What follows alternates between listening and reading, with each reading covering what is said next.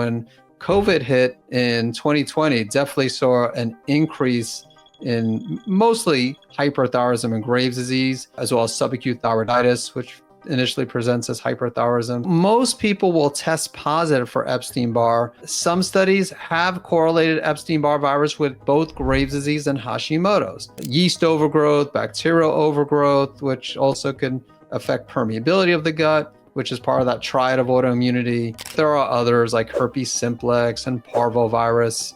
So again, viruses can potentially be a trigger. Numerous studies suggest that viruses, bacteria, as well as other microbes can lead to development of an autoimmune condition. I think that infections are an overlooked factor when it comes to the challenges in reversing the autoimmune component of Graves' disease and Hashimoto's. So parasites also can potentially be a trigger, and I've seen it in my practice where someone with Graves or Hashimoto's has a certain parasite. They can be a problem at times. In this presentation, I'm going to discuss how to lower your thyroid antibodies by addressing infections.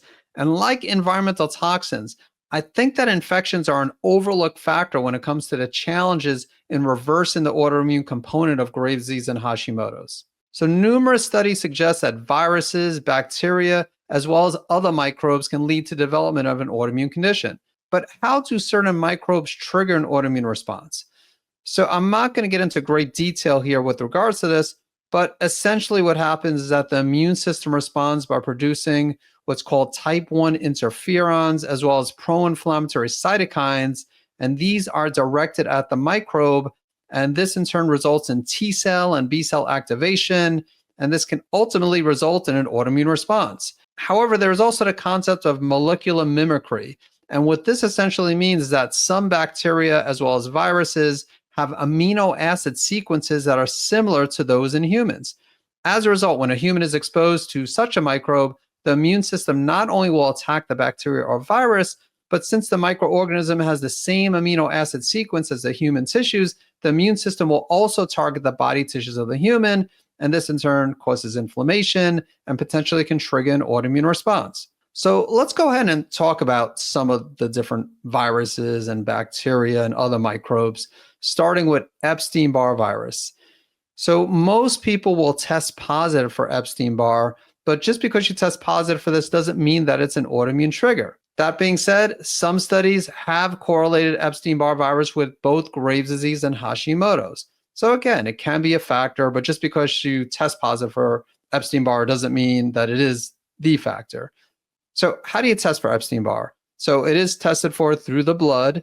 And I mean, there are other methods like the GI map, which is comprehensive stool panel, also tests for Epstein-Barr as well as Cytomegalovirus, but most of the time this will come back negative because most of the time you're not going to find Epstein-Barr in the stool. So usually going to test for it in the blood. And there are 3 what's called IgG markers that you would want to test for if you choose to test for Epstein-Barr, and then an IgM as in Mary marker. So the 3 IgG markers include viral capsid antigen or VCA IgG, as well as Epstein-Barr nuclear antigen IgG, and then early antigen IgG. And many practitioners will test for VCA or viral capsid antigen IgM as well as the nuclear antigen, but they won't test for the early antigen. And if the early antigen is positive, this may indicate a reactivation of the virus. I will say that most people I test will have elevated VCA IgG and nuclear antigen IgG antibodies, but even when they're very high, this doesn't always confirm that Epstein-Barr is causing a problem. But if you have those 2 along with the early antigen, then again, that also doesn't 100% confirm a reactivation. Some healthcare practitioners will say it does, but I don't think it does. On the other hand, if you do have the VCA IgM antibodies elevated, then this typically will indicate an active infection. Cytomegalovirus is another virus, and like Epstein-Barr virus, cytomegalovirus is a type of herpes virus.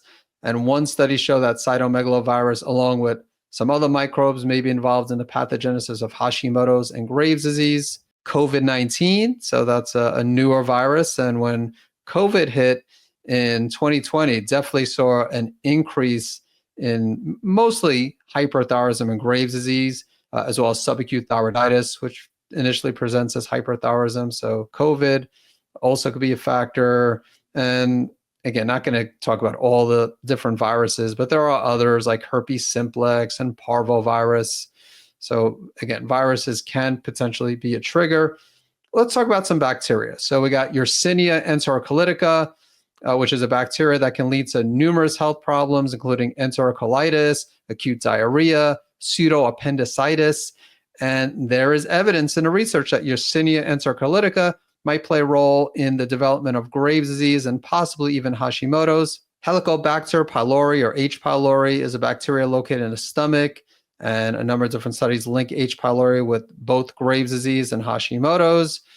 And in addition to potentially being a direct trigger, possibly, H. pylori can also interfere with the production of stomach acid, which can cause problems with digestion, lead to yeast overgrowth, bacterial overgrowth, which also can affect permeability of the gut, which is part of that triad of autoimmunity.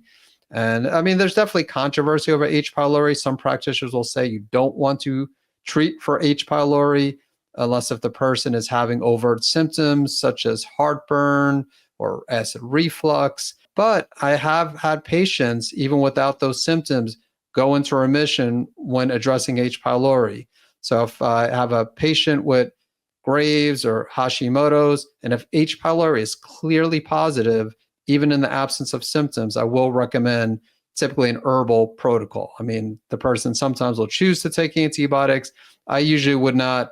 I mean, it's up to the person, but if the person is experiencing reflux or other symptoms like heartburn and symptoms associated with H. pylori, even then you might want to consider a natural approach. But then I can understand if someone wants to get more aggressive. But most of the time, I'm going to recommend a natural approach. And I should mention with H. pylori, there are numerous testing options. I will talk more about testing, but I just want to mention here, because H. pylori, there's like three or four different ways of testing. You could test through stool, you could test through blood, which looks at antibodies. There's the urea breath test. Usually you want to do urea breath test or stool. You could also actually test for H. pylori through the saliva too. Let's next talk about Lyme disease. So Lyme disease caused by a bacteria known as Borrelia burgdorferi, and typically transmitted through a bite of a tick. But there is some evidence that also fleas might transmit, maybe even mosquitoes. Again, I think that's more controversial, but definitely ticks, probably fleas, possibly mosquitoes. And there is some evidence that Borrelia burgdorferi may be involved in the development in autoimmune thyroid conditions such as Graves and Hashimoto's.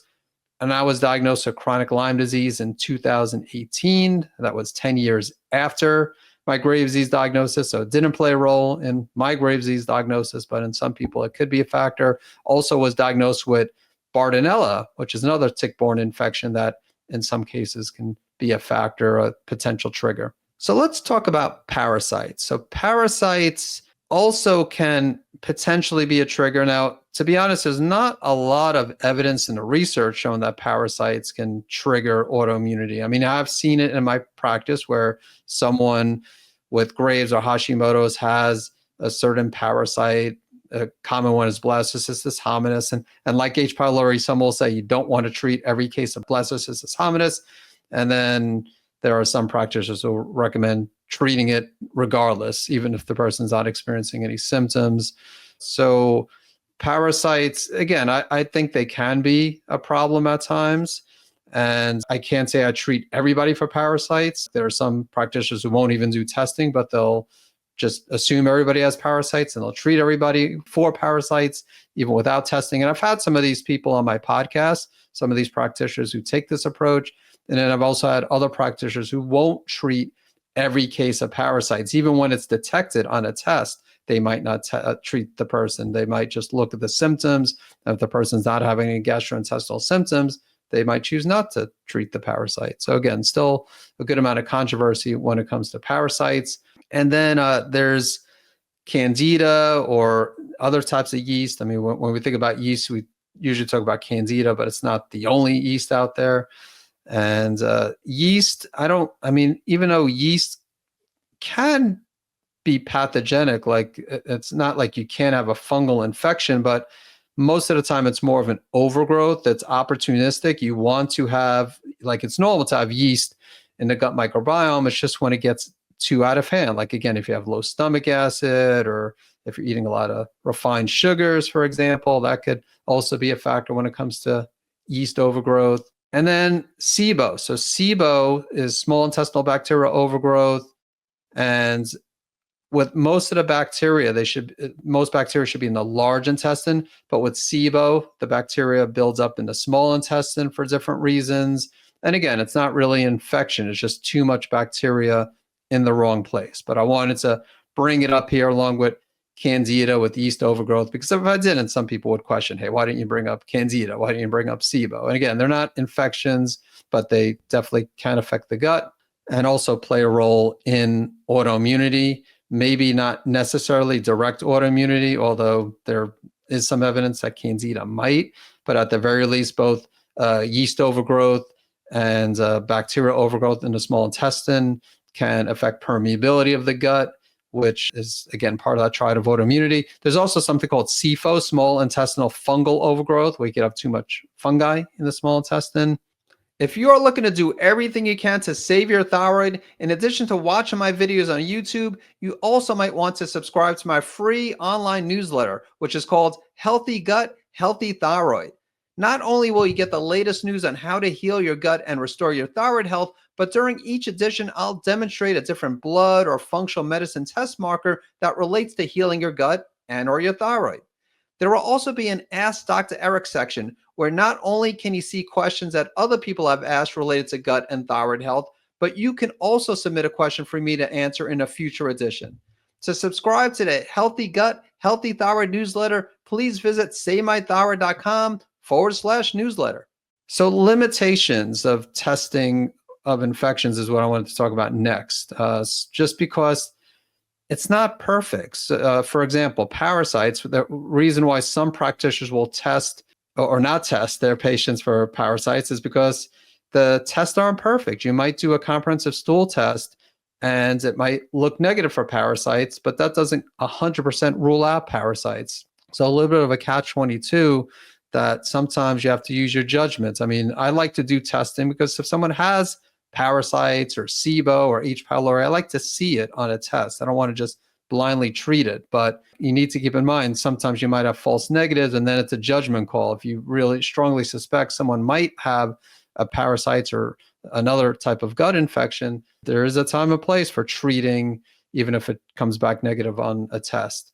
H. pylori, again, not all tests are created equal. Sometimes you'll see a stool antigen test come back negative, yet it'll be positive on a urea breath test or vice versa.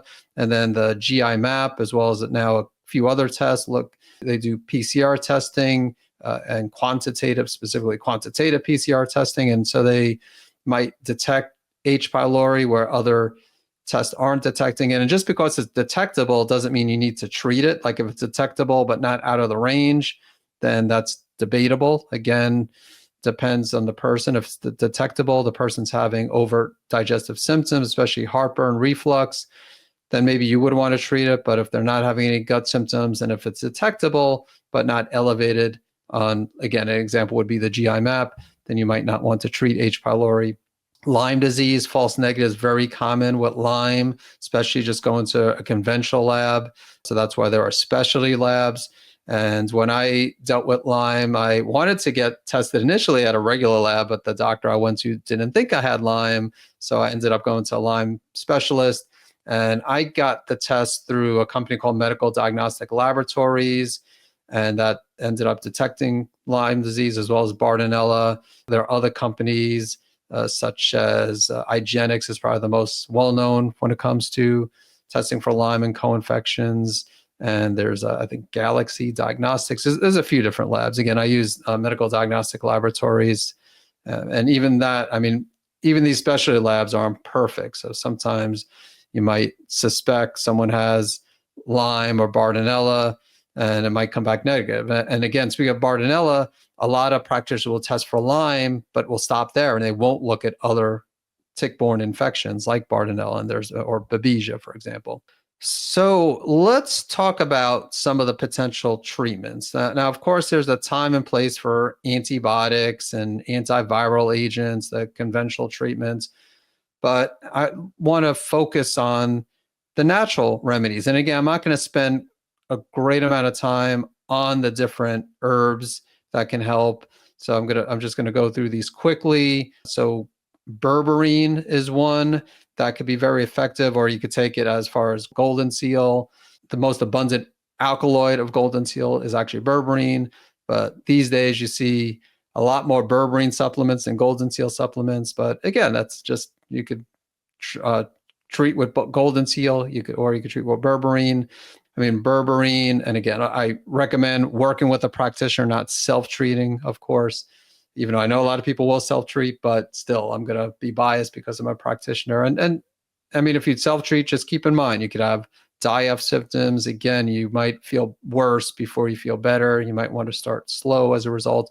But berberine can help with bacteria, could help with yeast, could help with parasites.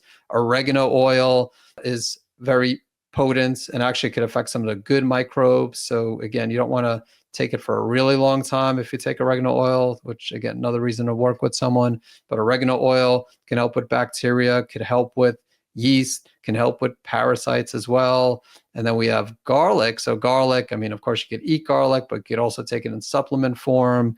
And as a supplement, it has other benefits. For example, cardiovascular health can be supported by garlic supplements, but also has antimicrobial effects. So bacteria, even viruses, yeast, parasites. And again, even if you eat garlic, like if you add it to your food, which is what I do, I also take a garlic supplement too, but we use a lot of garlic when cooking, so that also will be beneficial. It's not like you have to take it as a supplement. When I take it as a supplement more to support cardiovascular benefit, really, I'm not taking it as a antimicrobial on a consistent basis.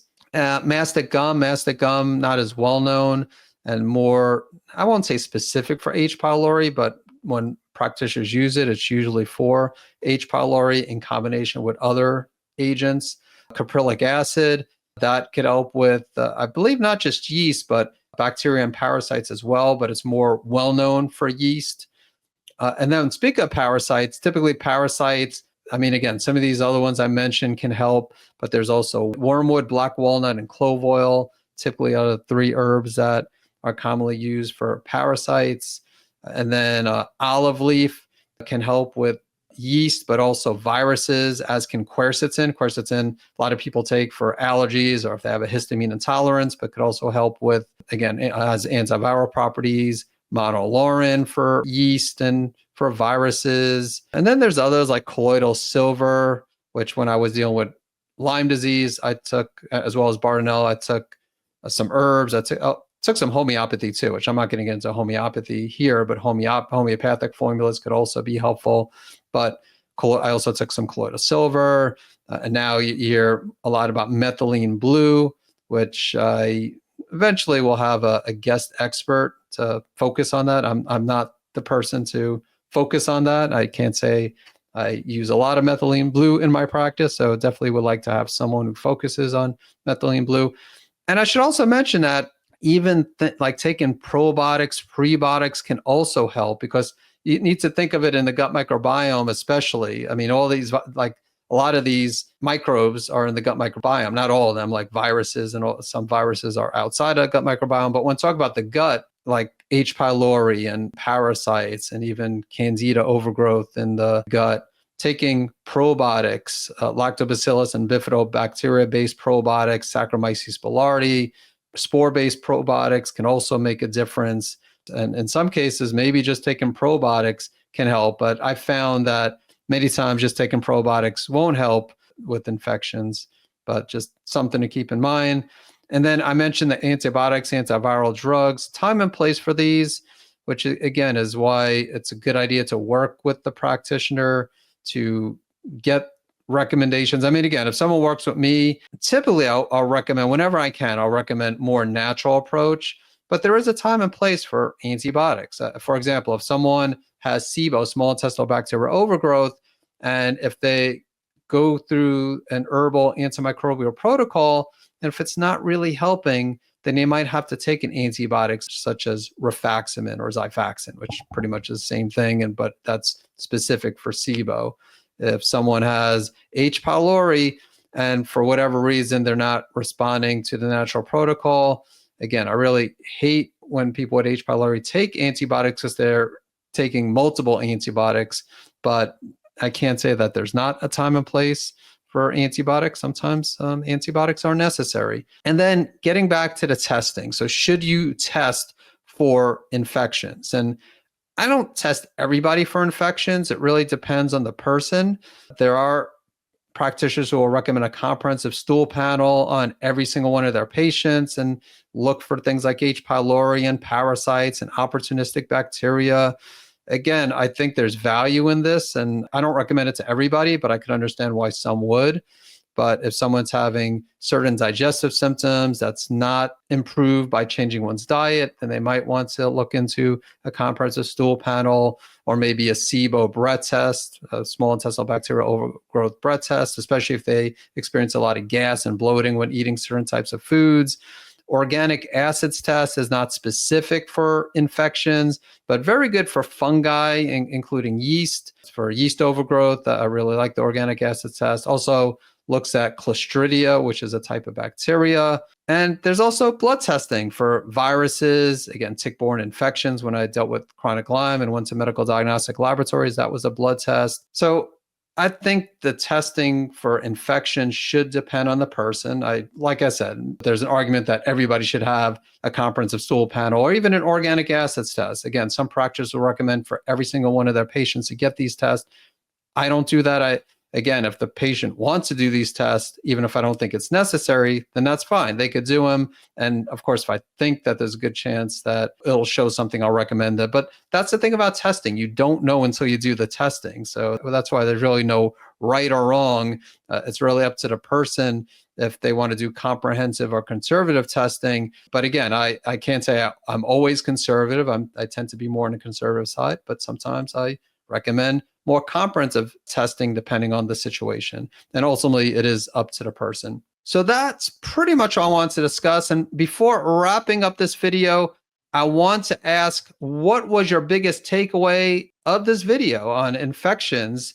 And so please let me know in the comments below. And if you want to learn more about how to save your thyroid and regain your health, then I highly recommend to watch one of my free webinars on thyroid health, and I'll make sure to include a link in the description below this video. Thank you so much for watching this. Give this video a like if you learned something new, and consider subscribing if you want to learn more about how to save your thyroid.